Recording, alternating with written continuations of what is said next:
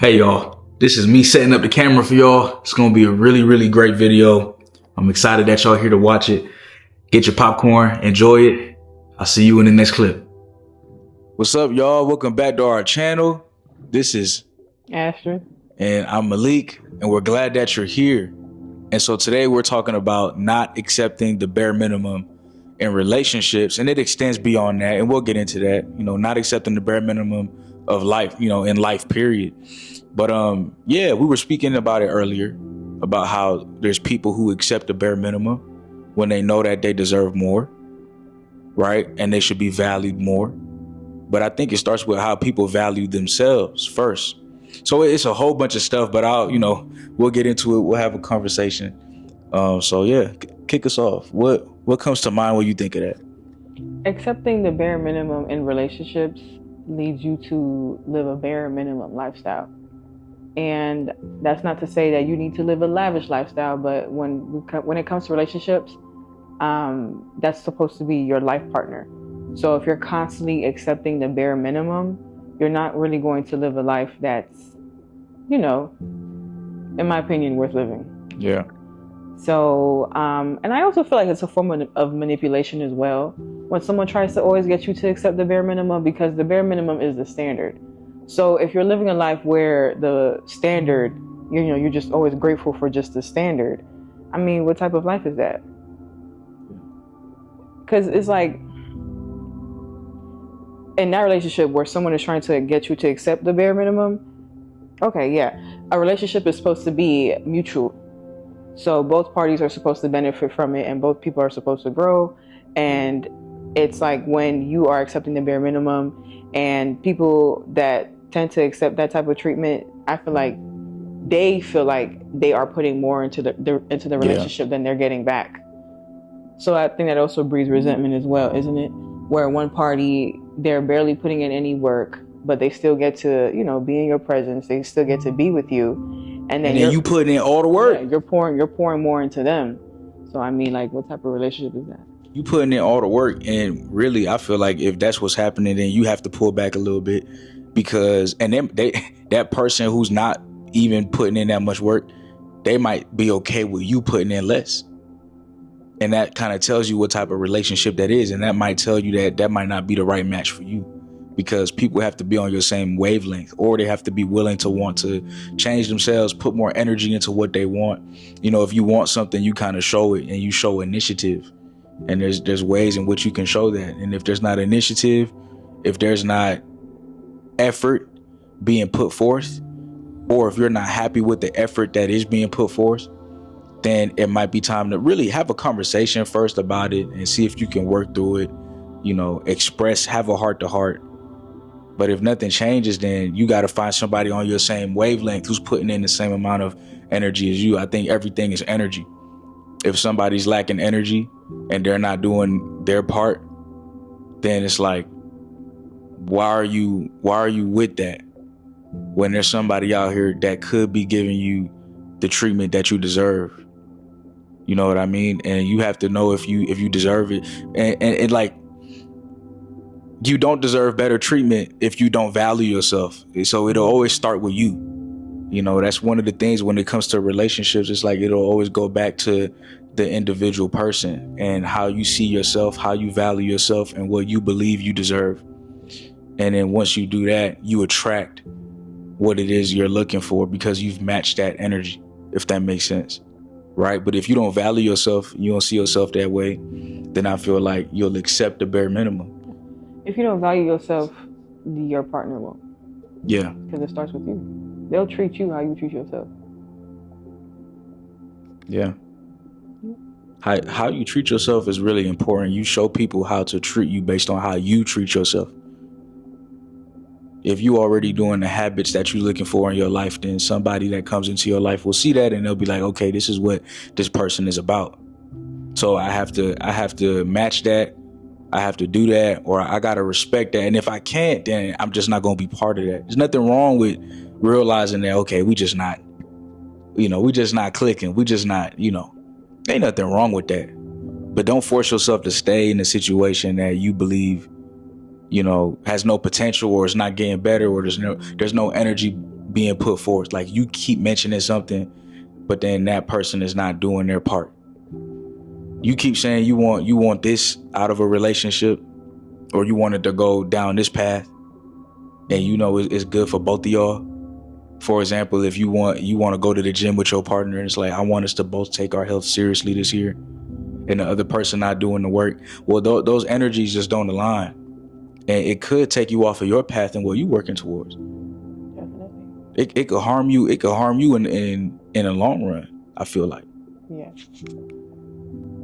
Do you think people are accepting the bare minimum, or do you think people's standards are too high? Like how do you keep a healthy balance? It's definitely both going on. I read a tweet. I showed you a tweet not too long ago, and it went viral. And she was talking about how a lot of her friends are they're in what was the tweet? Like medium passionate relationships. Yeah. She was talking about how she had a lot of, girlfriends who were in relationships where the women were pouring more into the relationship than the men were. And the fact that it got so much traction lets me know that a lot of people feel that way as well. But at the same time, we just talked about it the other day in another video where some people are probably lonely because their standards are so high. Right. But that doesn't mean that they should accept the bare minimum. No, it doesn't. But they get it conflated. Right. They get it. Yeah. Yeah. They get it. It's mistaken. They get it confused. Mm-hmm. So what's the difference there? Right? Because we're telling y'all to not accept the bare minimum, but we also telling y'all to be realistic. Right? Like your standards can't be so high where you expect somebody to give you the moon, the sun, the solar system. You got to understand, at the end of the day, we're all human beings in this experience. We're doing the best that we can. And some people really trying to offer what they can. You know what I mean? And we got to respect it. That don't mean that you got to settle. But when it comes to the fundamentals, I think we were speaking about earlier, there's certain boundaries that we just shouldn't budge on. Right? Like the fundamentals matter. Like I need my woman to believe in God. Like that's a strong boundary. If you don't have no type of relationship with God, or you're not willing to work on that, or if you're not willing to have one, I do not want to be around you. That goes for people in my life as well. That's just me personally. You could believe in whatever you want to believe in, but I just need to know that you're connected to a higher source. That matters to me. That's a strong boundary, I know. But that's a boundary that I have. That's kept my life pretty good. What strong boundaries do you have? I feel like you gotta have some. Because if you don't, then you'll accept the bare minimum because you don't have boundaries. And if you don't have boundaries, you don't have respect for yourself. And so that's very different from a woman saying she need her man to make $30 trillion a second. It's very different. And if you don't do that, then you a brokey. Right? It's lame. It really is. The culture has gotten lame. It's lame. That's not godly. That's not marriage-like. And it's on both sides. Like, men expecting women to, we were speaking about it the other day, work a job, contribute 50% of the bills, and then get in the kitchen and cook and clean. You are expecting, as a man, you expecting her to give you the sun, the moon, and the solar system. You just as delusional. There's a problem here. There's a huge problem. So it's important to have boundaries, but we can't be in Delulu land. We got to come back to earth and set those healthy boundaries on things that you're not going to budge on. But there's also things that we could learn from and understand. So it's a lot of different complexities going on. It's a much larger conversation at hand. But what are some boundaries that you believe is important for both women and men to have in relationships to keep it healthy, to keep it going? What are some boundaries that you can share that you believe is important? And the reason I'm asking that is because I believe that's how we can give them some information to take with them to make them think. so they can set not only good boundaries, but knowing what to not accept in a relationship, right?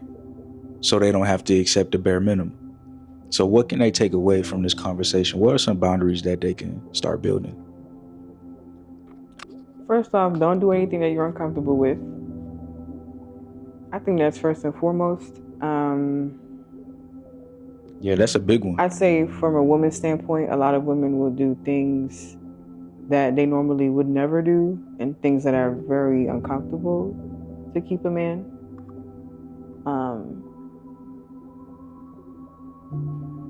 I don't want to get too explicit, but I'm going to be real. Like, they'll participate in things like with other women or men, but they normally wouldn't do that. They don't swing that way. But it's like, this is what I got to do because that's what he likes. And this is the only way he's going to be around. You seen that online? Well, women have two men. Yeah, we get it. Yeah. I've seen that online on more than one occasion. I'm not judging nobody who do that. If you want to do that, go ahead. But don't do that and you're uncomfortable because you think that's the only way to keep him. Maybe it's time to reevaluate the relationship. So don't do things that you're uncomfortable with. And sometimes I do things I'm uncomfortable with you, but they're to make me grow. You know, they're not creepy. That's a whole different. Yeah, those are two different things. Yeah, we talking about something that is attacking one of those boundaries that you're trying to build for yourself, which is like it goes against your moral compass, or it goes against your belief system, or it goes against how you're trying to live your life in this world, versus the uncomfortability that you do need in order to grow as a human being and be a better person. Those are two different things. So yeah, I think, that's a good point. Don't do things that you're uncomfortable with just to please the other person. Like a union is a union, and you both have to come together and figure out what works. You can't just move solo. There's a point in our relationship where I used to move solo. Now, granted, we weren't married, but it is important to show marriage qualities before you get married. And I understand how important that is now, right? Like, she was cooking for me before we got married. Why is that important? Because that showed me that I would definitely love to get married to somebody who knows how to cook. You want to see those qualities. There's going to be people that disagree as well, but we lived together before we got married. Marriage was all, we knew we were going to get married though. But that's no excuse. I know people have different belief systems. I know certain scripture says that you should get married before you move in. I had mentors that told me to get married before we moved in together. I respect it. I appreciated the advice. I had mentors that told me move in first so you can see who the person is, right? And this is a no judgment zone, but we knew we were always going to be with each other for the rest of our lives. I think marriage is first something spiritual before it's legal, but it's important to do the legal thing because of certain things that are important, financial wise. If God forbid I pass away, whatever, you want to make sure your affairs are in order and that things are on paper. The point that I'm saying is qualities of somebody who you want to be with for the rest of your life, showing that before you get into a serious relationship is important. I think it's important. And there were times where I was moving solo and I didn't understand the consequences of my actions. And so, if there's one piece of advice I could say is, if this is somebody that you really trying to be with, do your part and show them that you're serious by keeping them in mind. Right. Keeping them in mind. And now, I'm glad to say we've come to a point where we move as one flesh and we don't do things solo or separate. We still our own individual person, but we keep each other in mind at all times. And like, we always think about each other, and we are one unit. We are one flesh, and I think that's a beautiful thing. And like, that's a boundary as well. That's why I brought this up. If we ain't moving as one flesh, I can't be with you. If you don't keep me in mind, I can't be with you. Because you're going to be moving out in these streets crazy. Because you're not keeping the other person in mind. And that's supposed to be your person. And if they're not on your heart, then that's a problem. That don't mean you're gonna be perfect. You still might make mistakes, but that person has to be on your heart. That will limit the amount of mistakes that you make in life because you're thinking about your person. So that's a boundary I got, you know. And I learned. You live and you learn, right? What's another boundary I have? Why are you looking at me like that? Because I'm trying to see if anything comes to mind. So she looking at me to see if something come to mind. Maybe we really just that decent of a couple. Yeah. We ain't perfect, but we decent. You know? I would say that was just my number one. Yeah. Keep them in mind. Yeah. That was the biggest one for me. That's a huge one. I feel like that encompasses almost everything. Like for us personally, yeah. like I sometimes feel like he would do things that he just wouldn't really take into consideration how it made me feel. And Malik would be like, well, I tried, this is how I seen it. How he sees it is important as well, because that also determines how he moves. But he was so focused on how he saw it that he never really asked or considered how I felt about the situation, right, or how it looked to me, yeah, or how it may even look to like the general public who may see you, right? That's another thing too. So I mean, other than that,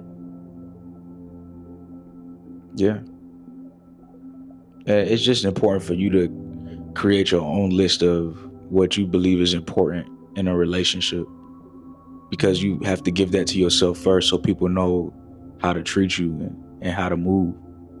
So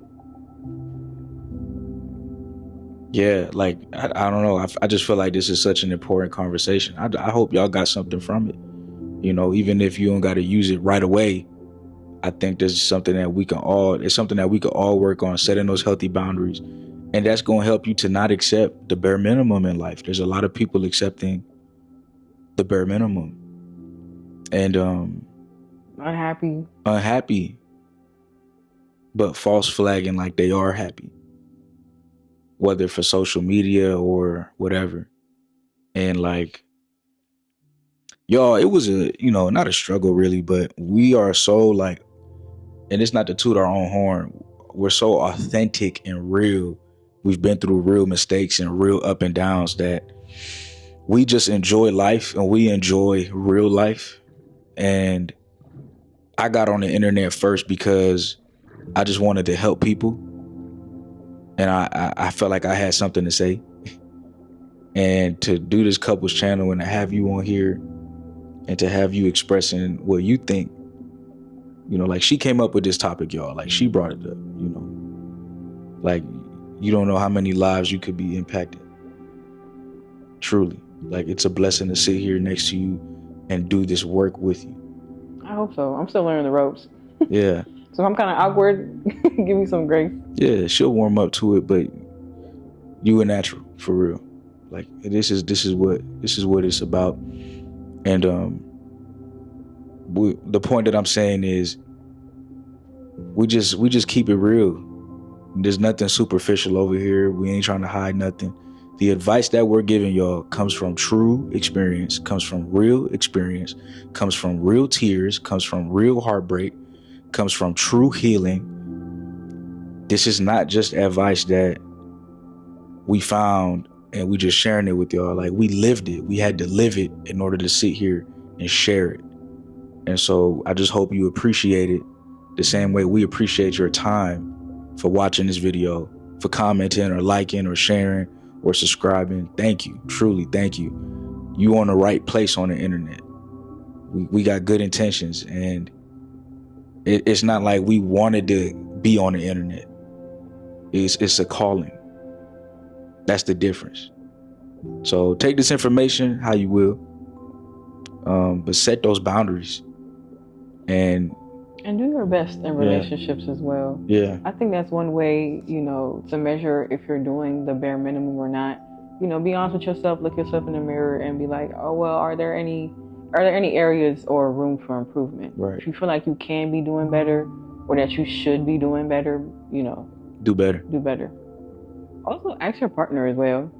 Yeah, that's a big one. Ask them to be honest, because a A lot of people in relationships, they'll sugarcoat because they don't want to upset their partner. But Just like, how am I doing? Yeah, ask them to be honest. Yeah.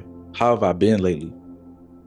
We've done that a couple times. Yeah. That's been really nice to hear people wanting to like have that self-reflection and get feedback from you, so they can go back and like have that self-reflection. Like, okay, how can I be better? But instead of just asking myself how I could be better, let me actually talk to the person that I'm sharing life with how I could be better. You know what I mean? Yeah. That's a big one. Yeah. So it's been real. Hope y'all enjoyed the video. We appreciate y'all for watching. Thank you for being here. And we'll see them in the next one, right? Yeah. Peace.